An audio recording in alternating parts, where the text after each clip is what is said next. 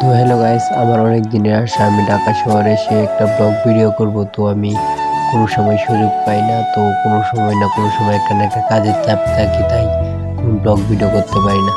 তো আজকে হঠাৎ সুযোগ পাইলাম, তো আমরা এই ব্লগ ভিডিও করা শুরু করে দিয়েছি। আপনারা দেখেন, তো অনেকগুলো ভিডিও করলাম, মেট্রো রেলতে গেলে অনেকগুলোই ঘুরছি যতটুকু পারছি। তারপরে মন খারাপ ছিল, কারণ বাসের মধ্যে এত জার্নি, সারাদিনের জার্নি একদমই সহ্য না।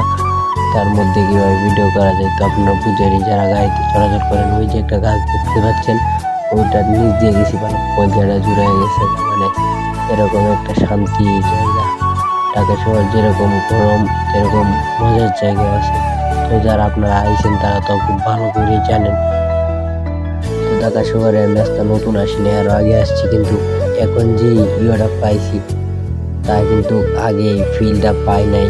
আসছি অনেক সময়, তো দেখতে পাচ্ছেন এখানে অনেক ভিড়, মধ্যে জ্যাম লাগিয়ে গেছিল, গাড়ি নেওয়া যেছে না। তারপরে আমরা গাড়ি থেকে নেমে একটা আবার বাসে উঠছি একটা, তারপরে গুলিস্তান হয়ে অন্য দিক দিয়ে যাইতেছি।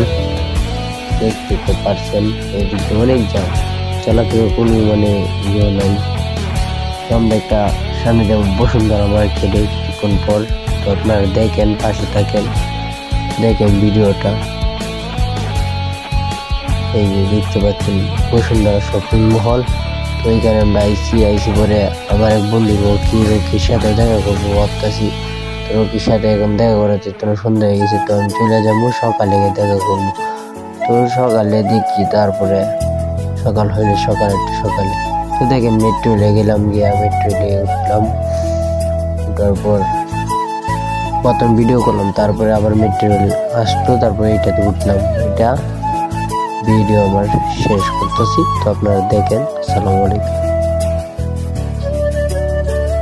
ভালো লাগলে লাইক কমেন্ট শেয়ার করবেন, ধন্যবাদ।